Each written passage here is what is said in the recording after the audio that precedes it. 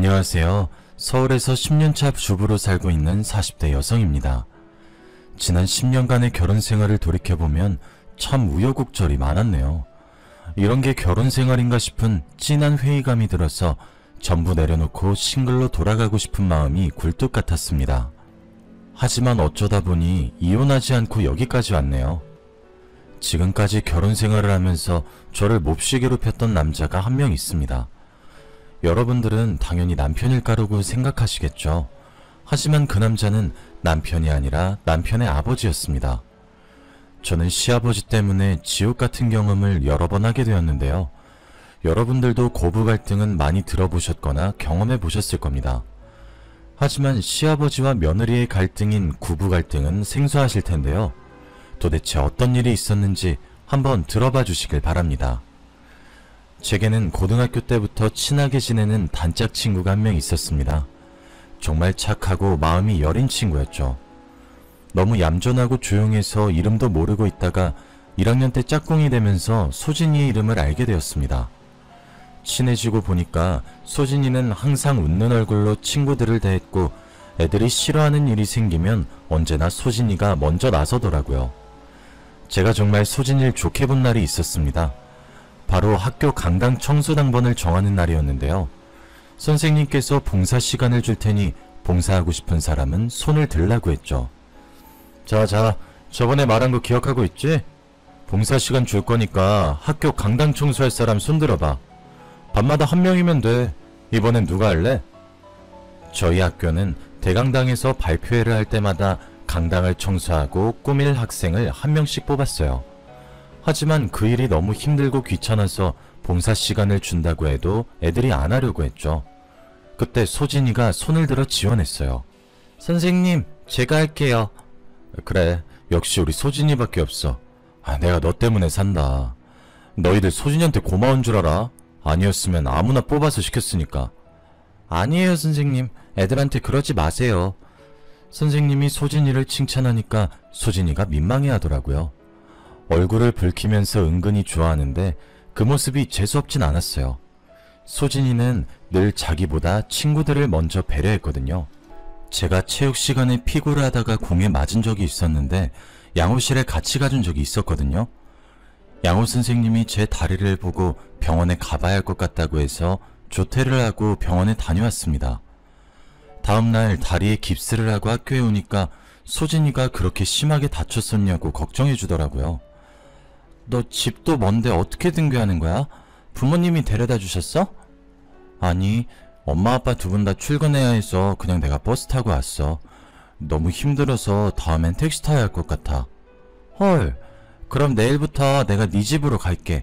혼자 택시 타기도 어려울 텐데 내가 도와줄게. 정말? 고마워. 안 그래도 되는데. 소진이랑 엄청 친한 사이도 아니었는데 진짜로 집까지 찾아와서 가방을 들어주고 부축해주니까 감동이었습니다. 한 달 정도 소진이와 등하교를 하면서 급속도로 친해졌는데요. 둘도 없는 단짝이 돼서 소진이 집에도 놀러가게 되었죠. 소진이 부모님이랑도 이야기 나눠보니까 아주 친절하고 이해심이 좋으신 분들이셨어요. 소진이가 부모님을 닮아서 착하고 다정한 것 같더라고요. 고등학생이 된 후에도 같은 학교로 배정받게 되어서 3년 동안을 소진이와 붙어 다니게 되었습니다. 같은 반이 된 적이 없었지만 방과 후에 같이 공부하면서 친자매처럼 저녁을 같이 먹었죠. 그런데 대학을 들어가면서 소진이와 멀어지게 되었습니다. 저는 서울에 있는 대학을, 소진이는 경기도에 있는 대학으로 진학을 갔거든요. 대학에 들어가고 1년 정도는 서로 연락을 주고받았지만 어느 순간부터 연락이 끊어지고 말았습니다. 소개팅 자리에서 남편을 만난 후로 연락을 잘 해주지 못했거든요. 원래는 소개팅할 생각이 없었는데 저랑 친한 선배가 갑자기 저를 불러 세워서 시간이 있냐고 물었습니다. 효정아, 너 오늘 시간 있지? 내 부탁 한 가지만 들어주면 안 될까? 시간이야 있는데 왜? 내가 아는 남자 후배들한테 3대3 소개팅 시켜주기로 했는데 한 명이 펑크 내버렸어. 네가 대타 좀 띄워주라. 이렇게 갑자기? 그냥 머릿수만 채워주면 돼. 응? 언니가 밥 사줄 거니까 한 번만 나가주라. 선배가 소고기를 사주겠다고 저를 꼬시길래 홀라당 넘어가 버리고 말았죠. 선배 말대로 머릿수만 채우면 될 거라고 생각했습니다. 그런데 소개팅 자리는 제 생각보다 적극적이더라고요. 카페에서 모이자마자 통성명을 하고 소지품 같은 걸 내놓게 하더니 동전, 지갑, 립스틱 같은 걸로 짝을 짓게 만들었습니다. 저는 가방에 있던 립스틱을 내놓았는데 남편이 3가지 물건 중 립스틱을 선택했습니다. 그래서 남편과 짝이 되었죠. 짝이 정해진 후로는 카페를 나와 커플들끼리 데이트를 하게 되었습니다. 남편이랑 쭈뼛거리며 뭐랄까 이야기 나누다 카페 근처에 있는 식당으로 들어가 식사를 했습니다. 그리고 공원에서 산책을 하다가 집에 가려고 했죠. 남편이 제 연락처를 물어볼 줄 몰랐는데 제가 인사치레 다음에 보자고 했더니 핸드폰 번호를 물어봤습니다. 집에 돌아와서 보니 주말에 또 보자는 문자를 했더군요. 남편이 싫지 않았던 저는 데이트 신청에 응했습니다. 그렇게 몇 번 만나다 보니 연인이 되었죠. 지금 생각해보니 남편과 연애하면서 정말 좋았던 순간이 기억나지 않네요. 그저 저한테 잘해주고 다정한 사람이라서 무난한 연애를 했던 것 같습니다. 헤어질 것 같이 싸우거나 다툰 적이 없는 터라 나쁜 기억도 없네요. 정말 순탄하게 연인관계를 유지하다 보니 졸업을 앞두면서 결혼을 생각하게 되었습니다. 남편이 대기업에 들어가게 되었거든요. 저도 대기업까진 아니어도 초봉이 괜찮았고 금전적으로 안정이 되다 보니 자연스럽게 결혼 이야기가 나왔습니다. 그때가 사귄 지 6년 정도 되었던 것 같네요. 저희가 결혼하겠다며 시댁에 인사를 드리러 간 날이었습니다. 그때 시아버지와 처음 이야기 나눠보았어요. 남편이랑 성격이 정반대더라고요. 성격이 아주 화통하고 말이 많으셨습니다. 게다가 술을 무척이나 좋아하시는 게 눈에 보였죠. 저보고 주량이 얼마나 되냐고 물어보더니 다짜고짜 술을 권했습니다. 아버님, 저 술 못해요. 이렇게 많이 따라주지 마세요. 못하긴 뭐가 못해. 원래 술은 마시다 보면 늘어. 몸에 좋은 술이니까 쭉 마셔봐라. 이거 도수 높은 술 아닌가요? 제가 취해서 실수할까봐 걱정돼서 그런데 다음에 마시면 안 될까요? 실수? 그런 거 보려고 먹이는 거 아니야? 어서 한 잔 받아. 어른이 주면 그냥 받아 마셔야지. 뭔 말이 그렇게 많아? 네, 알겠습니다. 아버님 등살에 못 이겨 주시는 술을 받아 마셨습니다. 제가 여자치고 술을 제법 잘 마셔서 다행이죠. 시아버지께서 계속해서 술을 따라주시는데 하마터면 정신을 잃고 쓰러질 뻔했습니다. 토할 것 같다고 거절해도 아버님께서 고집을 피우셨죠. 뭐? 토하고 싶다고? 엄살은? 술은 원래 마시면서 배우는 거야. 얼른 마셔. 당연히 이렇게까지 술을 마시라고 부추기는데 시어머니께서 가만히 있을 리가 없었죠. 가만히 지켜보다가 폭발하셨는지 술을 따라주려는 아버님의 팔을 잡아당겼습니다. 아휴, 이 사람이 대체 왜 이런담? 미안해요. 어른도 어른 나름이지. 술주정뱅이한테서 술을 배운다니 개가 들어도 웃겠네. 어머님 입은 웃고 있었지만 눈은 전혀 웃고 있지 않았습니다. 저 때문에 참고 있는 듯 아버님 팔을 몰래 꼬집기도 했죠. 하지만 시아버지께서는 어머님을 아예 무시하고 계셨어요. 결국 잔뜩 취하셔서 수다쟁이로 변하셨죠. 자기가 어렸을 때부터 20대 시절, 30대 시절까지 살아온 인생 이야기를 쭉 읊기 시작하시는데 듣기 너무 힘들더라고요. 앞으로 어떻게 살아야 하는지 훈화 말씀을 하셔서 잠깐 잠들 뻔했습니다. 맨정신이라면 웃으면서 잘 듣는 척이라도 할 텐데 술을 너무 많이 마셔서 눈이 자꾸 감기더라고요. 시어머니께서 제가 잠들려는 모습을 보았는지 아버님 어깨를 찰싹 때리셨습니다. 아유, 못 살아. 내가 그만하라고 눈치 줬으면 그만할 것이지. 며느리 잠들려고 하는 거 안 보여요? 얼른 들어가서 발 닦고 잠이나 자. 잠들었다고? 어이구, 시간이 벌써 이렇게 지났네. 아가 어떠냐? 내 말 듣고 있으니까 시간 가는 줄 모르고 재밌지? 네, 맞아요. 아버님이 말씀을 너무 재밌게 하시네요. 제가 영혼 없이 고개를 끄덕이는데도 아버님이 만족스러워 하시더라고요. 다음에 또 같이 술 마시자고 마중을 나와주시는데 저는 이제야 풀려났다는 해방감이 들었습니다. 행여나 붙잡으실까봐 시부모님 댁을 빠르게 빠져나왔죠. 막상 밖으로 나오니 술이 깨서 남편이랑 이런저런 이야기를 나누기도 했습니다. 우리 아버지 때문에 고생 많았어.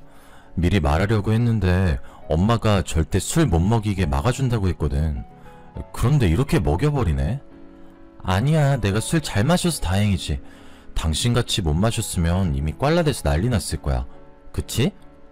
제가 웃으면서 남편을 놀리니까 남편이 한숨을 푹 내쉬더라고요. 그러면서 아버님께서 술을 너무 좋아하셔서 고민이라고 했습니다. 남편 말로는 아버님께서 학창시절에 시인을 꿈꿨다고 해요. 문예 창작과를 지원하려고 했지만 집안에서 반대해 포기했다고 합니다. 대신 경영학과에 지원해 학내 문학동아리에서 활동하면서 시인이 되겠다는 꿈은 계속해서 키워나갔다고 하는데요. 그 동아리에서 시어머님을 만나 결혼하게 되었대요. 이 이야기를 어머님께서도 똑같이 해주더라고요. 뭐? 시인? 준민이한테 들었니? 네 시아버지는 평생 시인 못 될 거다. 술 때문에 인생을 망친 사람인데 뭘 할 수나 있겠니? 나도 작가가 되고 싶어서 동아리에 들어갔는데 글 쓰는 동아리가 아니라 술 먹는 동아리 같더라. 작가가 되겠다는 인간들이 모여서 맨날 술만 퍼마시는데 글이 써지겠니? 어머님 말을 들어보니 시아버지께서 대학 동아리에서 만난 선후배들이랑 매일 술을 마셨던 것 같습니다. 술이 들어가면 말이 많아지는 건 기본이고 갑자기 생각지도 못한 문제를 만들어내기도 했어요. 그 말을 들었을 때에는 남의 일처럼 느껴졌습니다. 부부 사이에서 일어나는 트러블 같은 거라고 생각했는데 그 문제가 저한테도 일어날 줄 몰랐네요. 남편과 결혼한 지 3개월 정도 지났을까요? 아버님께서 제가 일하는 회사로 찾아와 저를 난감하게 만들었습니다. 처음엔 대뜸 회사 앞이란 전화를 받고 화들짝 놀랐었죠. 네? 회사 앞이요? 무슨 일 있으세요? 그래, 네 회사 앞이다. 잠깐만 나와봐라. 무슨 일 때문에 그러시는데요? 저 업무 중이라 갑자기 나오라고 하시면. 아니, 급하게 나오다가 지갑을 두고 나왔지 뭐냐. 몇만 원만 빌려주라. 네? 돈이요? 며느리에게 돈을 빌려달라고 하다니 처음엔 믿을 수가 없었습니다. 저라면 자식에게 돈 달라고 하는 것도 눈치 보일 것 같은데 시아버지께서는 여러 번 제게서 돈을 빌려가셨습니다. 말은 빌려가는 거지만 돌려줄 생각은 전혀 없으셨죠.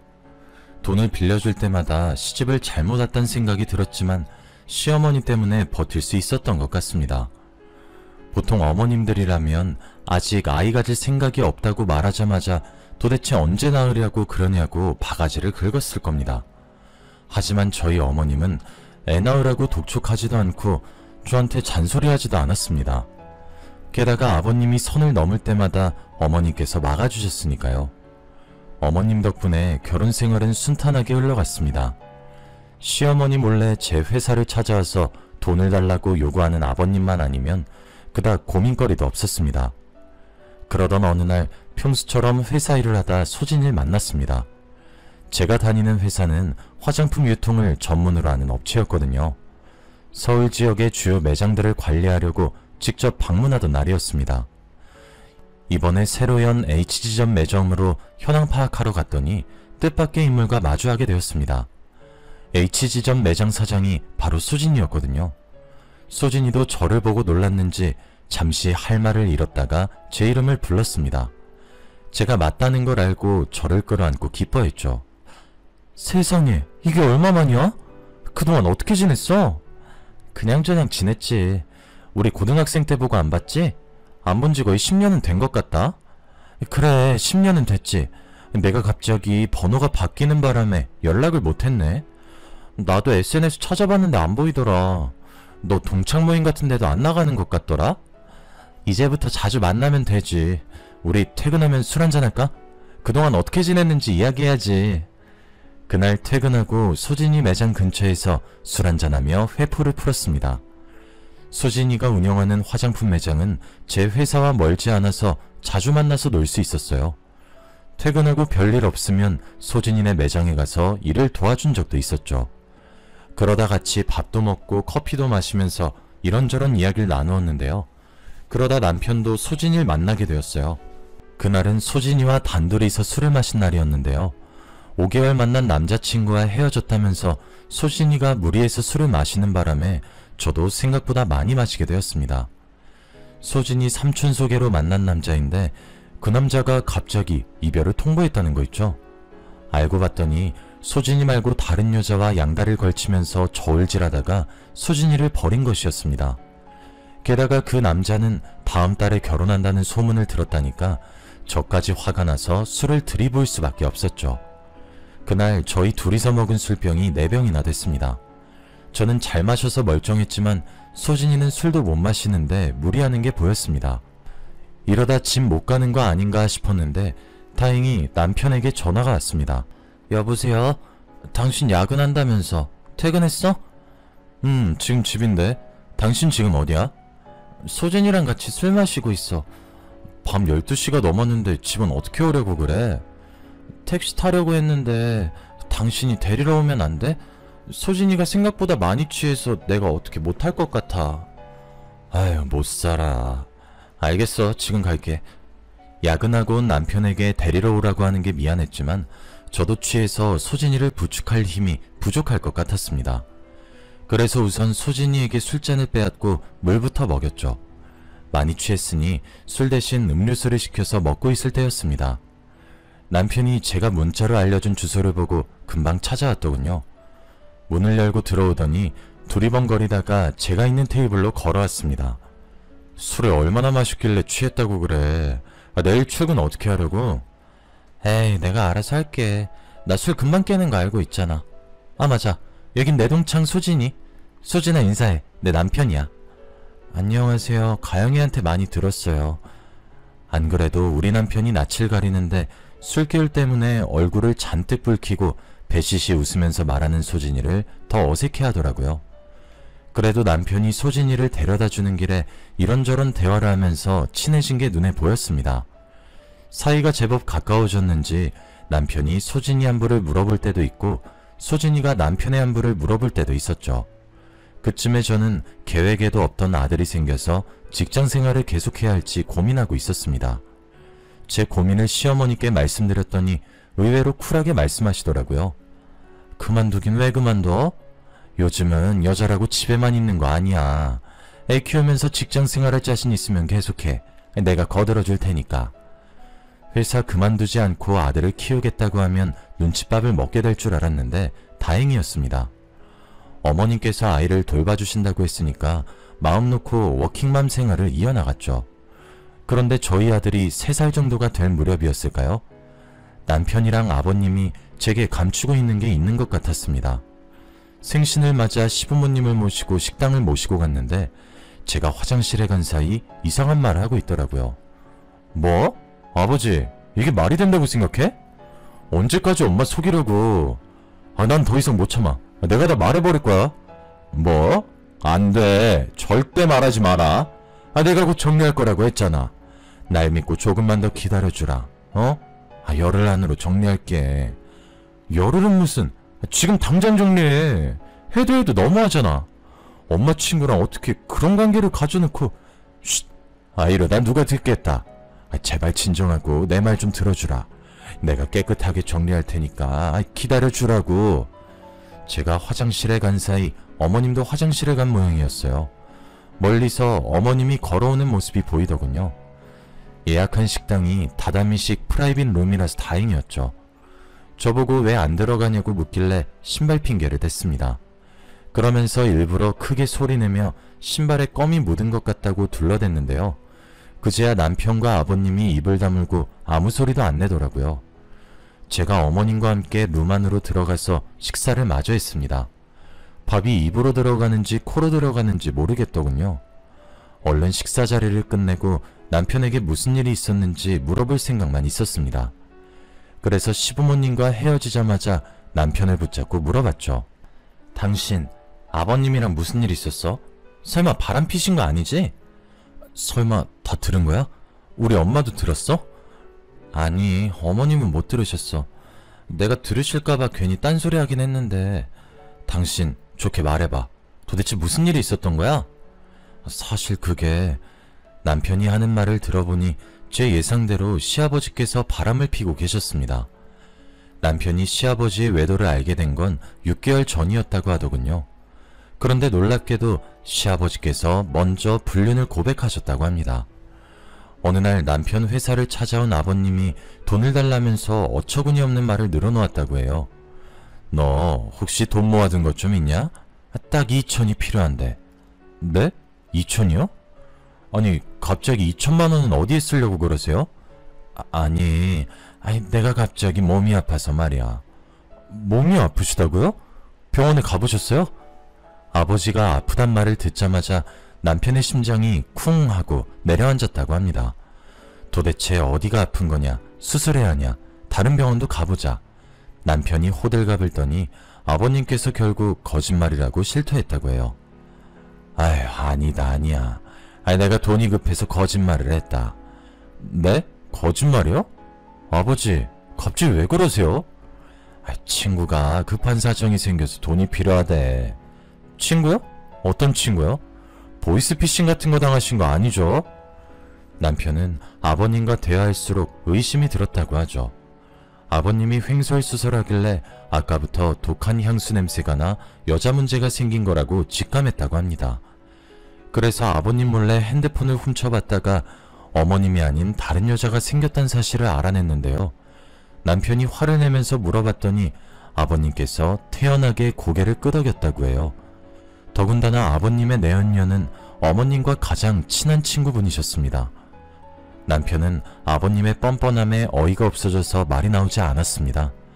하지만 어머님이 알면 충격을 받고 쓰러지실까봐 아버님 외도를 어떻게든 중단시키려고 했죠. 실제로 시아버지께서 남편 말을 듣고 급한 사정만 해결되면 내연녀와 정리를 할 거라고 약속했다고 합니다.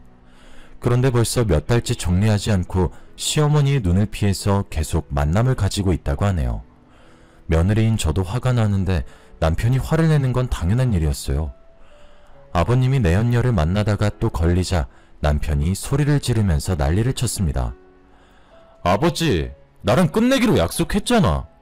도대체 왜 그러는 건데? 진짜 엄마가 알면 충격받고 쓰러질지도 몰라. 그러니까 제발 이러지 말자. 이번이 마지막 기회야. 이번에도 약속 안 지키면 정말 가만히 안 있을 거야. 아버님이 이번에도 알겠다는 대답을 내놓았습니다. 왠지 모르게 아버님이 저희를 무시하고 계속해서 불륜을 저지를 것 같더군요.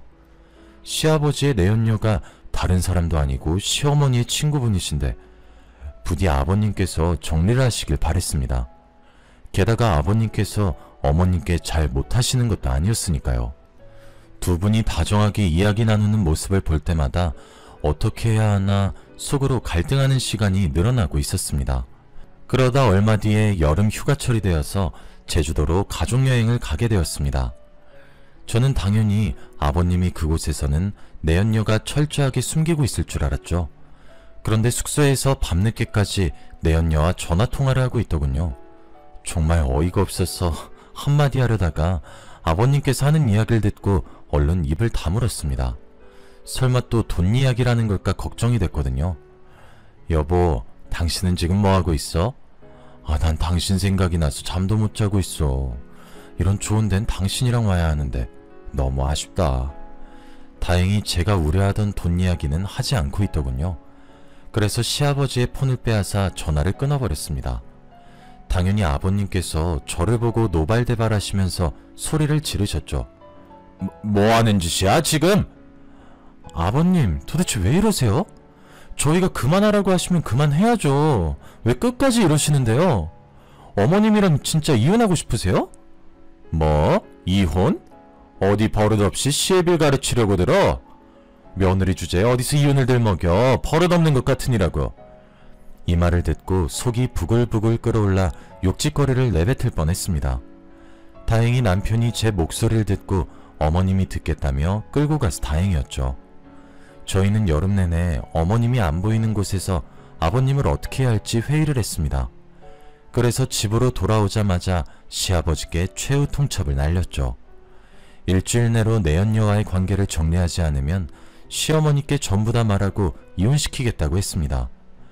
그런데 저희가 그러기도 전에 아버님께서 전 재산을 몰래 처분하고 내연녀와 함께 도망을 가버리고 말았습니다.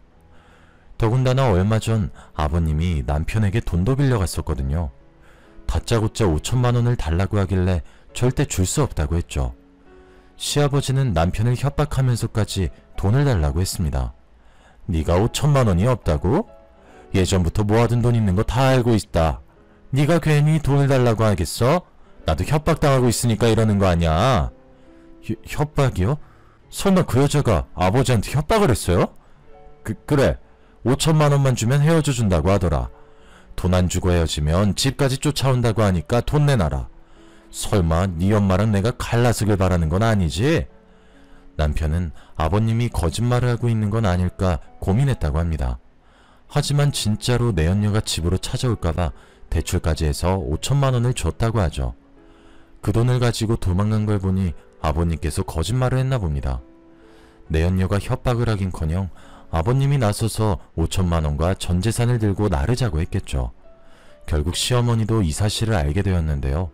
어머님께서 충격을 받고 쓰러지거나 분노할 줄 알았는데 의외로 침착한 모습을 보이셨습니다. 남편은 아버님 지인들에게 전화를 해보면서 행방을 수소문해보았지만 별 소득이 없었죠. 일주일이 지났는데도 전화도 안 받고 문자에 답장도 없어서 경찰에 실종 신고를 하려던 찰나였습니다. 그런데 시어머님께서 그럴 필요 없다고 하시더군요. 예, 그럴 필요 없다. 이미 다른 년한테 올려서 도망간 인간을 다시 찾아서 뭐 하려고? 실종 신고고 뭐고 신경 쓰지 말자. 난 그냥 이혼하고 싶다. 시어머니는 아버님을 찾는 대신 이혼을 선택하셨어요. 당사자가 사라져버렸으니 합의 이혼은 불가능했고 궐석재판으로 이혼소송을 해야 했습니다. 그래서 변호사를 통해서 이혼소송을 했고 시어머니는 한 달 만에 행방불명된 시아버지와 이혼하고 남남이 되어버렸어요. 그 뒤로 희소식만 있길 바랬는데 2달 뒤에 소진이 아버지가 세상을 떠나셨습니다. 1년 전부터 대장암 수술을 받고 투병 중이셨는데 암이 재발해서 결국 돌아가신 겁니다. 저는 장례식이 끝날 때까지 자비를 도우면서 소진이 곁을 지켰죠. 3일장을 다 치르고 나니 눈물 한 방울 안 흘리던 소진이가 저를 껴안으면서 고맙다고 하더군요. 효정아, 정말 고마워. 네 덕분에 아버지 좋은 곳으로 보내드릴 수 있었어. 아니야, 내가 한 것도 없는데 뭐. 울지마. 지금까지 잘 참아놓고 왜 갑자기 울어. 몰라, 긴장 풀렸나봐. 너 보니까 눈물이 나오네. 그날은 수진이가 눈물을 다 흘릴 때까지 조용히 기다려줬습니다. 아버지를 잃은 아픔에 우울해할까봐 매일 문자하고 전화하며 수진이와 자주 소통하려고 노력했죠. 수진이도 점차 기운을 회복하고 닫아놓았던 화장품 매장을 다시 열 쯤이었습니다. 수진이 문제가 사라지자 제게 문제가 생기기 시작했습니다. 제가 일하는 부서에 새로운 부장이 왔는데 저랑 너무 안 맞았거든요. 성격이 아주 독선적이고 부하 직원들을 함부로 대해서 친한 직원들끼리 저러니까 50대에 이혼당하는 거라고 뒷담을 했습니다. 그러면서 서로 조심하자, 실수하지 말자고 다짐했었는데 그 다짐이 헛수고가 되어버리고 말았네요. 부장이 말도 안 되는 욕을 했거든요. 갑자기 저를 부르더니 거래처와 짜고 계약서를 허위로 만들라고 지시했습니다. 한마디로 불법으로 공금을 횡령하라는 말이었죠. 저는 당연히 안 된다고 단호하게 이야기하였습니다. 네? 저보고 그런 짓을 하라고요? 말도 안 돼요, 부장님. 이렇게 하면 불법인 거 아시잖아요. 회사에서 알면 어쩌려고 그러세요?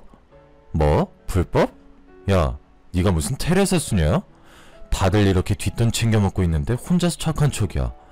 나만 좋자고 이러는 거 아니잖아. 같이 하자고. 내가 이만큼 떼어주겠다니까? 얼마 주든 간에 전 안 할 거고요.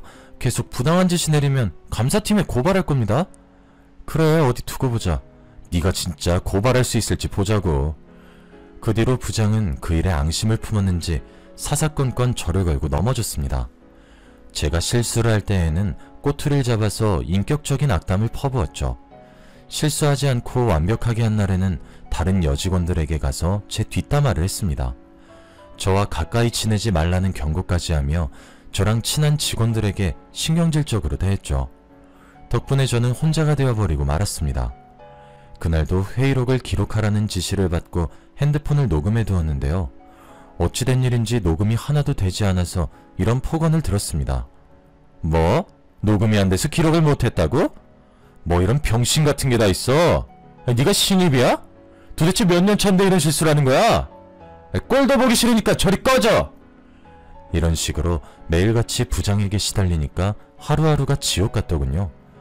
마음 같아선 당장 때려치우고 싶었지만 시아버지 때문에 남편이 받은 대출금이 발목을 잡았습니다. 남편의 월급으로 생활비를 충당하는 대신 제 월급으로는 대출금을 갚고 있었거든요. 제가 그만두면 안 되는 상황이라 스트레스를 많이 받았을 때였습니다. 퇴근하고 돌아오니 남편이 갑자기 시아버지 이야기를 꺼내더군요. 여보, 아버지 사는 곳 찾았어. 뭐? 정말? 지금 어디 사시는데? 지금 당장 가보자.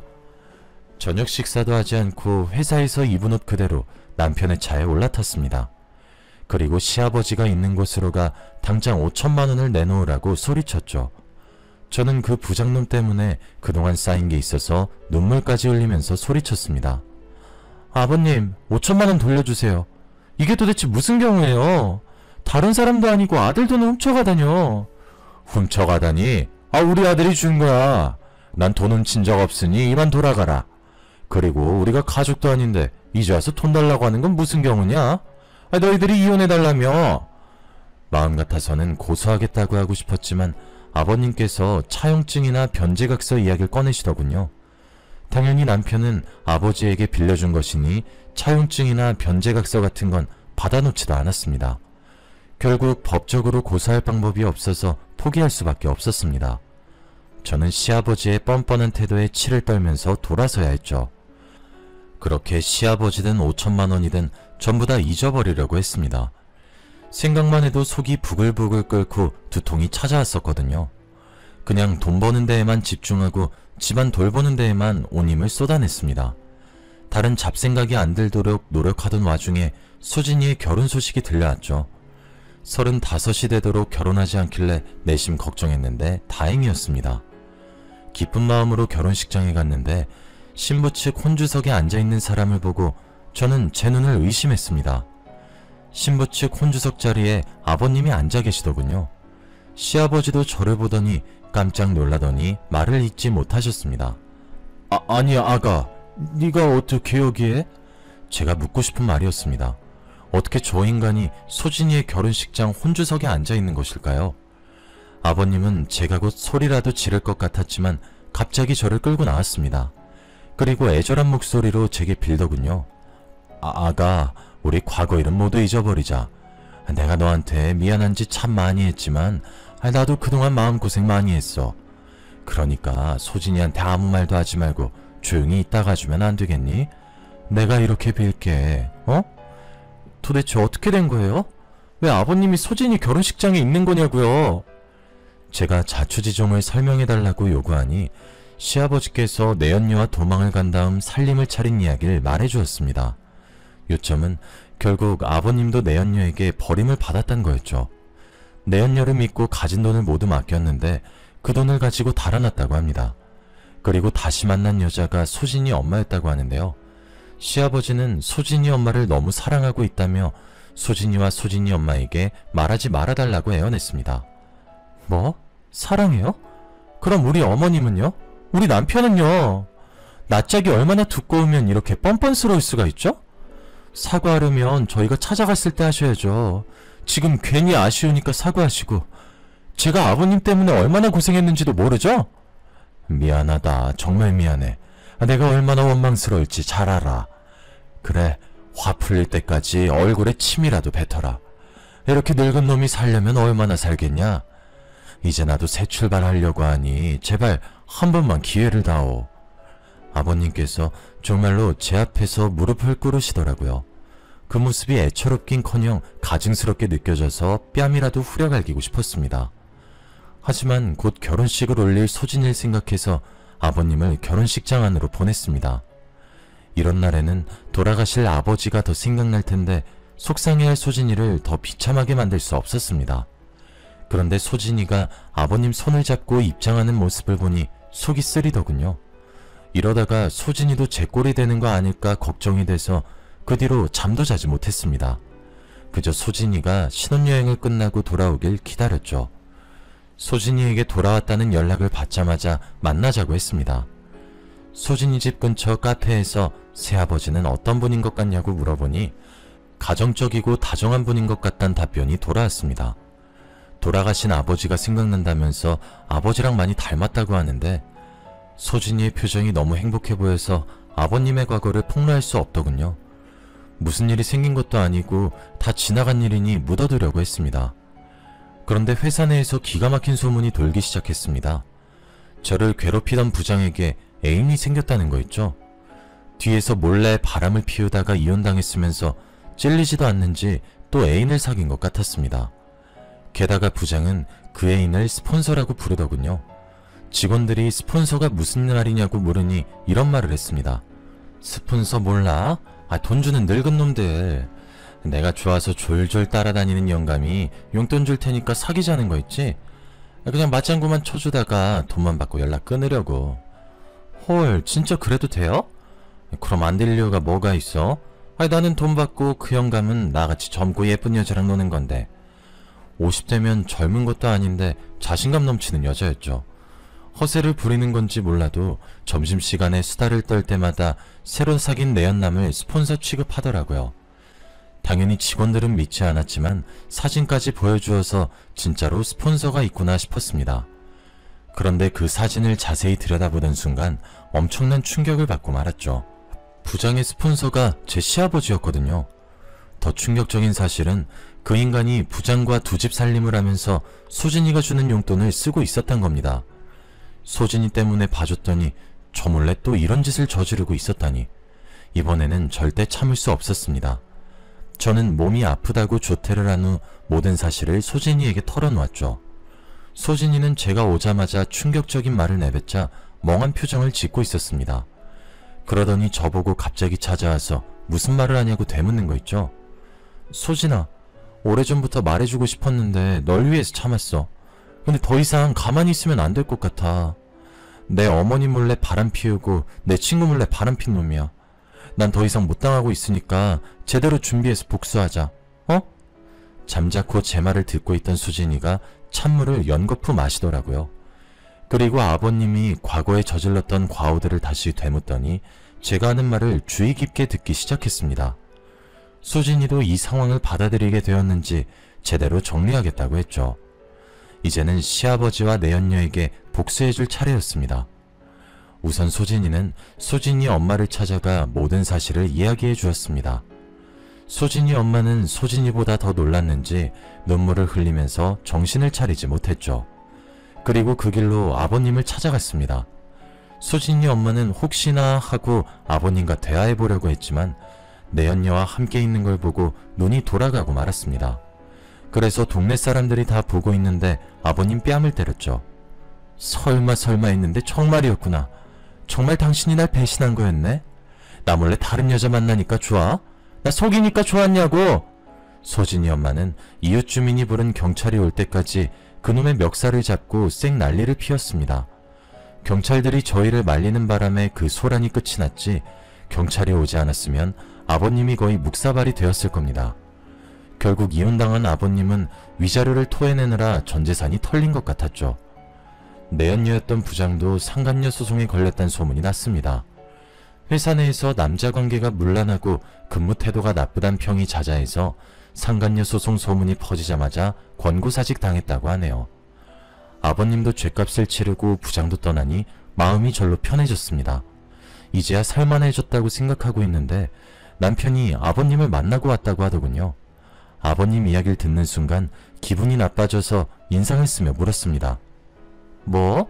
그 쓰레기 같은 인간은 왜 만난 거야? 아버님이 먼저 만나자고 연락했다고 하더군요.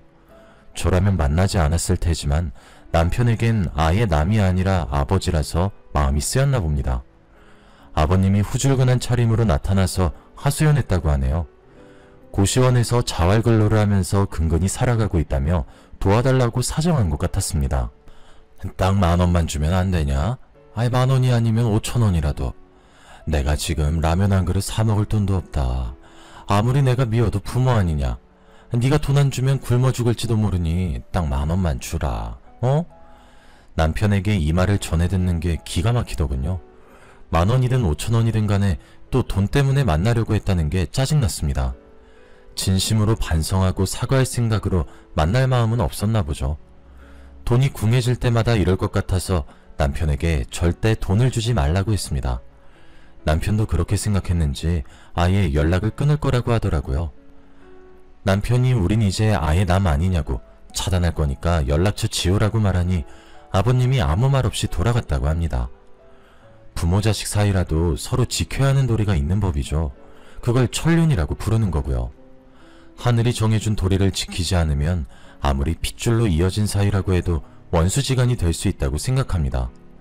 여러분들은 부디 이런 일 없이 부모나 자식된 도리를 다하면서 살아가시길 바랍니다. 여기까지 사연 들어주셔서 감사합니다.